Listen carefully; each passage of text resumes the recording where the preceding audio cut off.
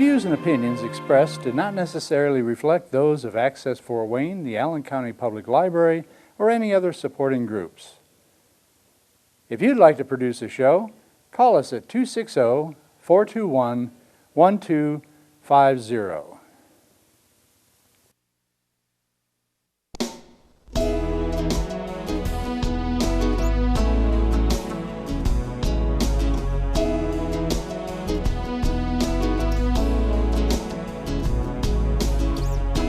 Let me be your lighthouse so I can show you the way. Let me be your shining light, I'll keep you from drifting away. I'm the one that makes you try when... Hello, welcome to my TV show, Patty's Page. My name is Patty Hunter. I'm your host. Today on Zoom, we have a special guest, Mr. Alex Schadenberg. He's the Executive Director of Euthanasia Prevention Coalition. Thank you, Patty. It's heavy. Yes, it's a heavy topic. And this Euthanasia Prevention Coalition, when was this formed and by whom? Well, I was involved with forming the Euthanasia Prevention Coalition in the late 90s. So we've been doing this work for almost 25 years. And in fact, the corporation was formed in 1998. So that is 25 years. We're almost at the 25-year point. Anyway, the whole point is that there was a lot of debate on the issue of euthanasia and assisted suicide going on in Canada at the time. And we had a few people come together, including Dr. DeVeber, who was quite a famous pediatric oncologist at the time, and also Jean Eklund, who was palliative care nurse practitioner, and there was a few others who joined us at the beginning to get started. And we formed this organization in order to be a voice against euthanasia, assisted suicide. And we were primarily, of course, in the beginning just focused on Canada, because obviously that's where our concerns were. But you know, the fact of it is that the issue has really changed over the years. And when we first formed Euthanasia Prevention Coalition, we recognized that there was very few people who actually had anything to say about the question of euthanasia or assisted suicide. And from that point till today, now euthanasia is legal in Canada. We've had huge numbers of deaths every year since 2016. And you can see how sadly the world has shifted so quickly. Yeah. Abortion, euthanasia, assisted suicide, mercy killing, where's it going to end? You know? Well, in our own country right now, we're talking about child euthanasia. That's the topic. That's because we've already legalized euthanasia for mental illness, and that law will come into will be promulgated or come into place starting in March of 2024. Euthanasia for mental illness alone, not just in Canada today. You can have euthanasia for mental illness, but the person would have to have another medical condition also. But nonetheless, in March of 2024, we're going to allow euthanasia for mental illness alone. The big debate now is, as I say, euthanasia for children, euthanasia by advance directive. And in the Netherlands, the big debate is euthanasia for people who are tired of living. That's because they allow pretty much anything else. So now the question is, what happens if you're 75 years old and you feel your life is complete, but you're not sick in any way? You have no illnesses, no problems that would lead them to say, you qualify to be killed. For those reasons, they want to expand it to euthanasia for tired of living. And at that time, yeah. So it's come a long way. It's very nihilistic, the concept. See, once you cross the line and say it's okay to kill somebody, which is what we've done in Canada with euthanasia, and it's also the same thing with assisted suicide. When you cross the line, you say it's okay to kill somebody. It's a little different with assisted suicide. Any excuse to take a life. Yeah, but with euthanasia, it's actually the doctor or nurse practitioner would actually be injecting you. They're actually killing you.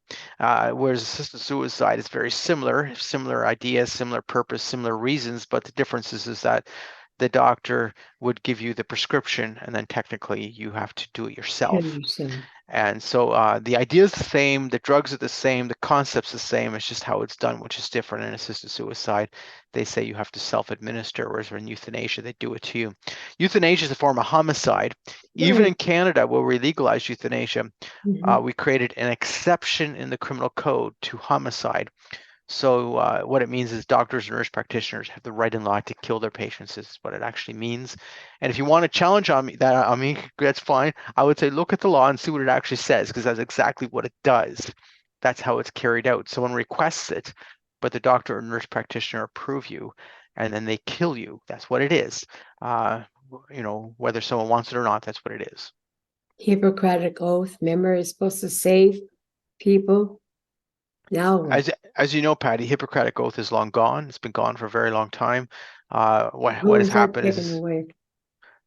well, probably it was started, depends on where you were, right? Because most medical schools changed the Hippocratic Oath to something different in the 1960s. Because remember, the original Hippocratic Oath not only said you couldn't kill someone as a physician, you couldn't assist their suicide as a physician. It also said abortion was wrong for physicians to do. That you couldn't give a woman drugs to kill her baby or help her kill her baby, etc., etc. So the Hippocratic Oath has been gone quite a long time. They now have this do no harm pledge, but they've redefined what do no harm means. So the whole thing is very different. But the fact of it is physicians should never be killers. It's not safe to have physicians as killers. And as I say to people all the time, I don't feel safe in a country that allows my doctor or my nurse practitioner to have the right and law to kill me, because I'm a human being. And You it's have your rights.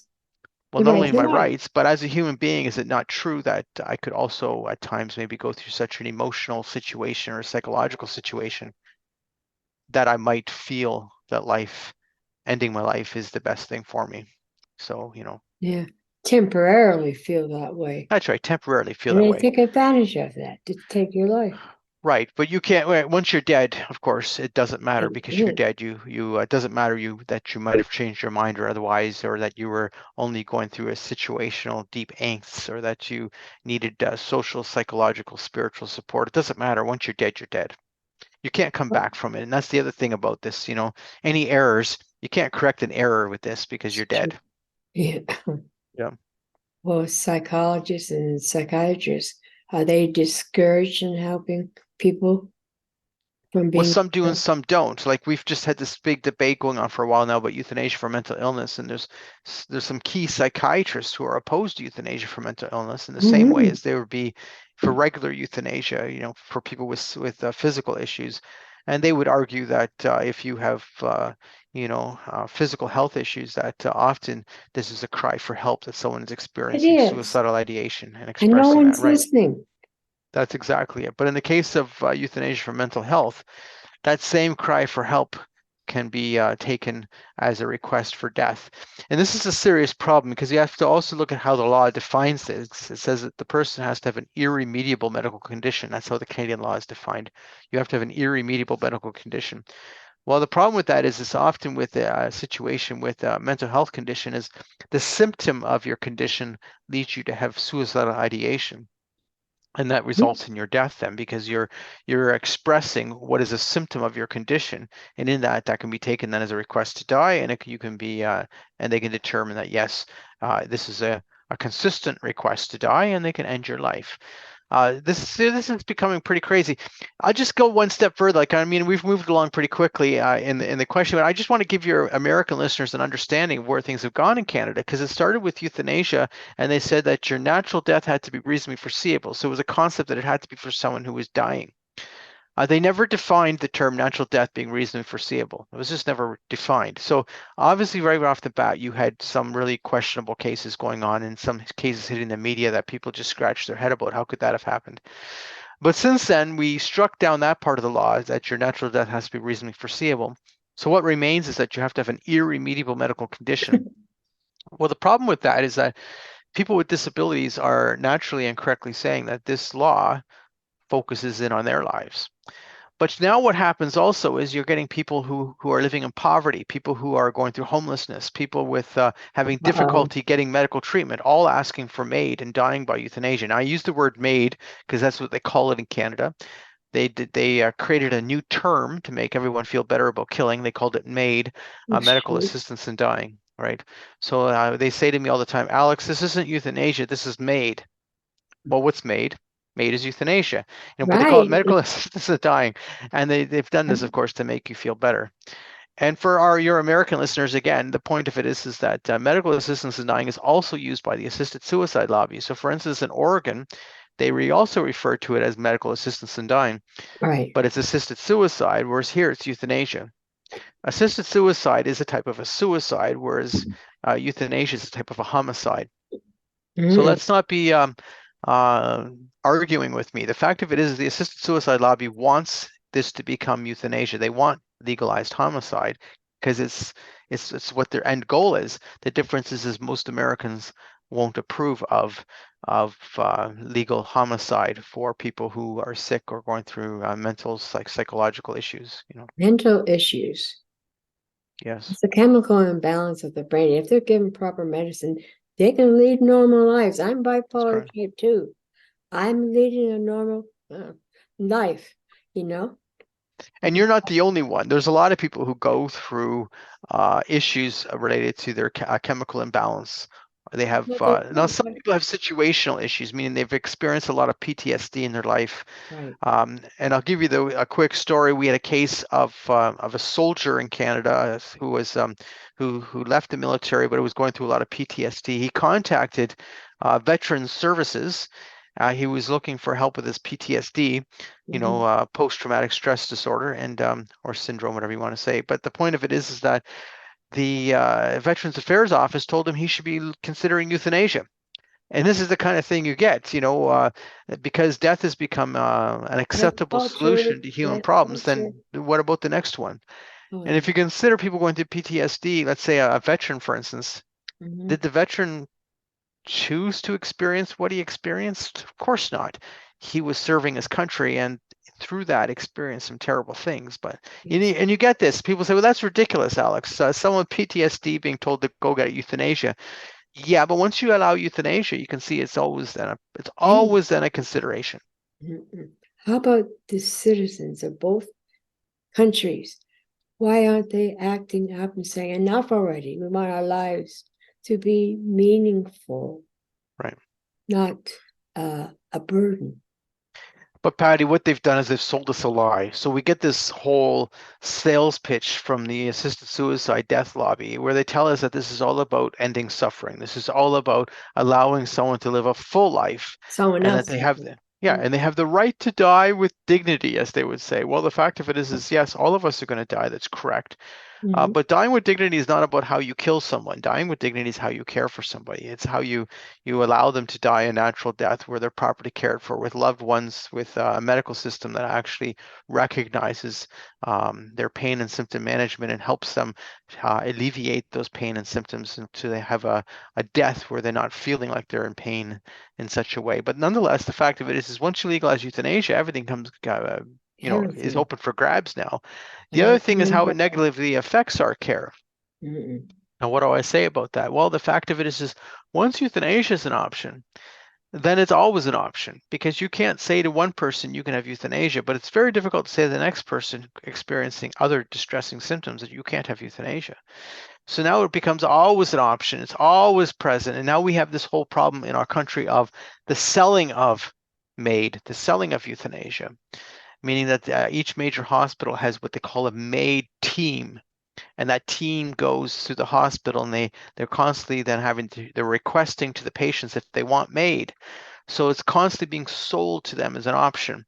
And it was done for two reasons. We have these MAID teams because they wanted to make sure people had access to their right to die, which is crazy, access to die, whatever. But secondly, they were saying, well, we have a problem because most physicians don't want to do this. Most physicians want nothing to do with killing their patients. Yeah, duh. So because most physicians want nothing to do with killing their patients, they set up these MAID teams because obviously the MAID team is the killers and they're willing to do it. Therefore, everyone gets the access to MAID because you've got a team of people in the hospital who are providing MAID. That's what they do. And so this is a serious problem. I got a call from one of our supporters recently, and she's in British Columbia, and her husband was approaching death. And this is a family who wanted nothing to do with MAID. They were interested in, yes, pain and symptom management, a good death like anybody else would want. And this woman calls me up, and she's in her 80s, and she says, how do we get the MAID team to stop asking us if we want euthanasia? They'd do anything to kill, won't they? They're doing anything to kill. Well, the fact of it is the MAID team thinks this is such a wonderful thing that everyone should have access to it. And they're always wondering, well, maybe someone said no because their wife was in the room. So we better go back and ask again. And we better go ask And again because again, and maybe again. they said no because someone was pressuring them. So we better ask them again, you know. And And they're the not crazy thing is pressuring. this person said they were asked 5 times. They were asked 5 times if they wanted MAID. It's like, you heard it the first time, no. Well, why do you have to ask us the second time? Once you asked the second time and you heard a no, why do you have to ask us the third time? Do they get a thrill out of killing people? It seems like in some ways they do, and in some ways they're selling it as this wonderful thing. It's this wonderful opportunity to have your life ended. And to me, of course, you know, it's the whole sales approach. It's the concept that certain people, their lives are not worth living, so we better offer them death. And this I is where it's have going. another question about dying. Yeah. People who are doing transgendering, and they realize after the operation and whatever chemicals, they're sterile, they're not male or female, or they are female by birth, but they're all so confused. Now, I've been told here in the United States there's been suicides from gender people Yeah. who couldn't live the fact that they didn't know what they were. Sadly, that's also happened. Now, of course, with privacy, it's hard to know very much about these stories. It's hard to find out about individual stories unless someone actually speaks out about it. But we have heard of a couple of stories exactly like that, where someone had gender dysphoria. They went through all the changes in their body, etc. There was um, a person in the Mhm, Barrie area that was during this whole debate about euthanasia for mental illness. So mhm. the government was going to delay the implementation of euthanasia for mental illness, and they ended up delaying it till March of 2024, right? So that's when they're going to implement it. But before then, they had it legalized, but they were going to implement it originally in March of 2023. But the government decided they weren't ready yet. Anyway, They this weren't this ready. so yeah, they were going to wait till then, March of 2024. But there was this Mhm. person in the Barrie area who ended up getting their articles printed and everything. They were interviewed because they did not want euthanasia for mental illness to be delayed, because this was a person who was born a man and then Mhm. had a gender change surgery, etc. Was not happy in that person's female body, Yeah, and now wanted euthanasia, and said, to well, get MAID, himself right, out. and said that they would qualify for the law as under their mental health issues. So basically, the psychiatrist has basically told this person who now has a female body that MAID would be possible for them if it were legal for mental health issues. So this person was arguing that we shouldn't be Careful. delaying euthanasia for mental health because they want to have MAID and they believe they should qualify. You know, the story was very confusing, actually, to tell you Yes, the truth. it is. Still And is. when you're reading it, it's still, but nonetheless, you can understand. We had a couple cases that came out, but the big case that came out was the one in Belgium a few years ago, where you had Yeah.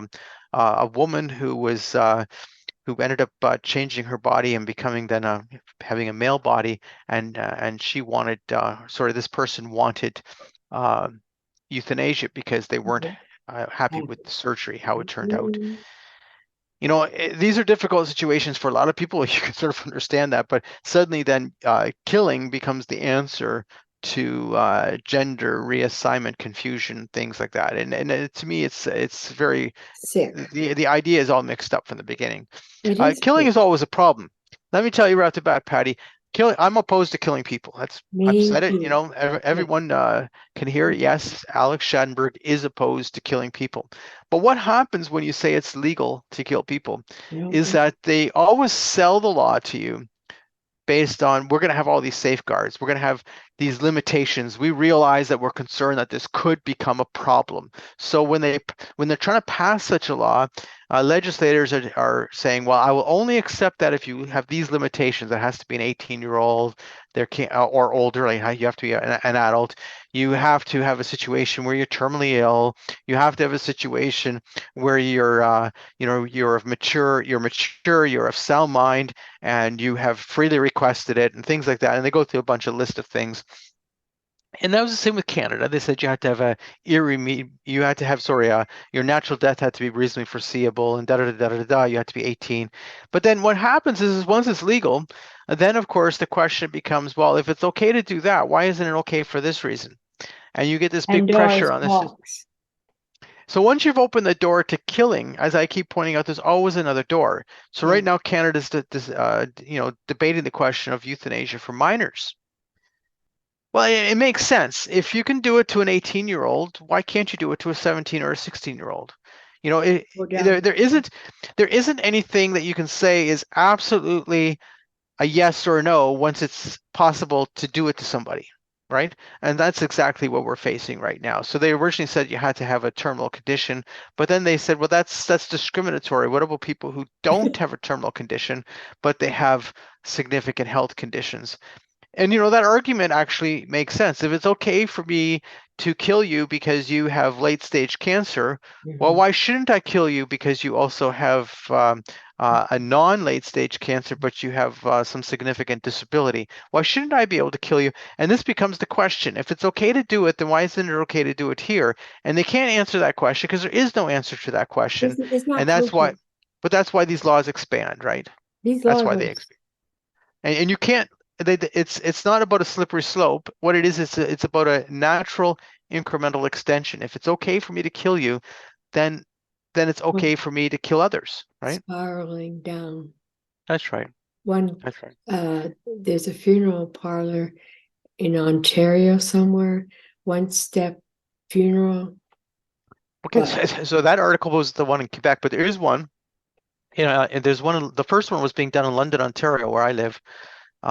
Is a funeral home that started this, and then the very first one in Quebec recently opened, and there was an article about that, and that became suddenly a big an yeah, article of great too. importance because everyone wanted to read this. What do you mean? Yeah, one-stop death where you and if you think about it, if you're going to allow killing, why not at a funeral home? At the funeral homes often have some nice rooms and some good sized rooms, Yeah, and you can die there. Now it saves money for the funeral providers because of course you walk into the funeral home yourself. They don't have to save send up the hearse money. to pick up your dead Mhm. body. For sure. They know they've got your business because once you've come in yourself, once you're dead, you're not going to be leaving, so they have your business. The funeral home in Quebec charges $700 for you to rent the room, so you can rent the room for $700. Oh, The mother. doctor comes in and kills you, and then of course they get their money also from the fact that they finished off whatever the rest of the funeral situation would be, whether you had a casket or whether you had a cremation or whatever you had. It's all a fee, right? So it's become a profitable business to do that, so that you see Business. this. That's it. So the problem in Canada also is it's changed our palliative care. Now, there was always the odd problem with palliative care where some doctors would intentionally overdose people. So we acknowledge that Mhm. that was always a problem. Now, it wasn't universal. There was some excellent doctors and nurses who cared for people, took care of their pain and symptoms. These people, for their patients died a natural death. They were comfortable. Nobody forced, no one sped up the death or caused their death. But there were some doctors and nurses already, forcing things along, making things happen very quick, etc., in palliative care. But what you have now is you've got our Canadian government has said, well, if the palliative care professionals are receiving money from the government, then they must also be willing to offer euthanasia. So our palliative care centers are Yeah. starting to become euthanasia centers. So why is this a problem? Well, first of all, it's a problem because most of the palliative care doctors who I know want nothing to do with euthanasia. They don't want to kill their patients. Most of them are quite So good it's people. a small group of people want this, Yeah, there's a small group who want it. and The they're government forcing it. backs them up. And so the fact of it is that it's changed. So secondly, so the concept of having a safe place to go to die a natural death is being lost. I'll give you a quicker story so you can get this in perspective. In 2021, the Delta Hospice Society in Delta, BC. Now, Delta, BC is just near Vancouver. They were the provincial government defunded them and then expropriated their hospice building because they refused to do euthanasia. They refused to kill their patients. Now, you may say, but Alex, it's legal in Canada, so therefore these people have the right to have access to something that's God's legal, law, not right? ours. Well, the fact of it is that it might be legal in Canada. That's true. But the hospice was saying that we're not about killing. This is not our thing. We don't do killing, right? But the government said, well, then we're not going to fund you anymore. We're going to take your funding and we're going to steal your building from you. We're going to go and expropriate it from you. We're going to take it from you. The hospice building was an $8.5 million building that Wow. was built by the Delta Hospice Society, but the government took it from them because they refused to kill. The craziest thing about this was that no one, even if you believe in euthanasia, no one was denied their right to be killed because in Delta Hospice, the hospital was right across the street from the hospice. So if someone really wanted to die, I mean, they're absolutely demanding, I want to die, then they could easily just be taken across the street where the hospital was happy to kill them. But the concept of having a safe space where you can go where no one's going to kill you, the government said you can't have that. So you can see how everything changes when you say it's okay to kill. Exactly. Everything turns upside down and everything From the changes. womb to the tomb, we have the right to live our lives. But I think the fundamental question here, Patty, is what is actually happening? Because I consider euthanasia to be opposed to what is human. It denies the human nature of the person. Now, what am I getting to? Human beings, we all go through very difficult times of our life, some of us in different ways than others. So it's, my experience in dealing with death and talking to people who are dying and, just dealing with what it means to be a human person going through a difficult time in their life. My experience seems to be quite normal that someone might start questioning their purpose for living as they're approaching death. It was logical. That someone might become very depressed or Sure. emotionally upset and going through difficult times. They might experience, a slight type of spiritual angst where they're having difficulties coming to grips with the ending of their life. They might become very depressed. They might have mental issues as they're approaching death because the whole, reality of what's happening. But now we're offering euthanasia in those situations. So it's not actually a good brew, meaning the concept of offering death when someone's approaching death means that when they're going through their normal questioning, their normal time where they're experiencing feelings of hopelessness, they might be feeling deeply depressed, deeply alone. Right. Because a lot of people are alone and lonely today. Right. Now we're going to offer them death. To me, this is really a form of cultural abandonment. Popping out. And I really do look at it that way. We're abandoning someone because we're not providing them the care they need. We're not providing them the support they need. We're not providing them the love they need. We're not visiting them and being with them and caring for them. We're in fact approving to kill them. We have 1 minute left, dear. Absolutely. What would you like to say to my audience to give them hope? Well, I'm going to hang up on the phone call. That was my wife calling. I'll call her back in a minute. What I have to say to you, I have to say that the concept of killing should never be accepted. We should never be involved with killing other people. Killing human beings is a serious, serious problem, and it's not safe for the rest of us. No. The rest of us recognize that someone like me who opposes killing people, I also recognize how this affects my life. It changes the level of care I'm going to receive, and I'm glad she's being insistent. And it also changes the type of care that we offer to people at their time of need. It undermines what it means to be human, and killing is always, always wrong. It's just simply wrong. We do not kill people. I'd like to thank you, Alex, for coming on to my show. I'd like to have you on again because there's a lot to talk about, my dear. Thank you, Patty. So we'll see you next week, and thank you again, Alex. This is a beautiful show. I'm going to let everybody know what's been happening in my country, Canada, and here, United States. So we'll see you next week, and bye, Alex. Bye. Thank you, Patty. Ciao. Godspeed, my love, until we meet again. You're always in my heart and every dream. Don't let this time apart give in to all our fears. God will keep us close from up above. So until we meet again, Godspeed, my love.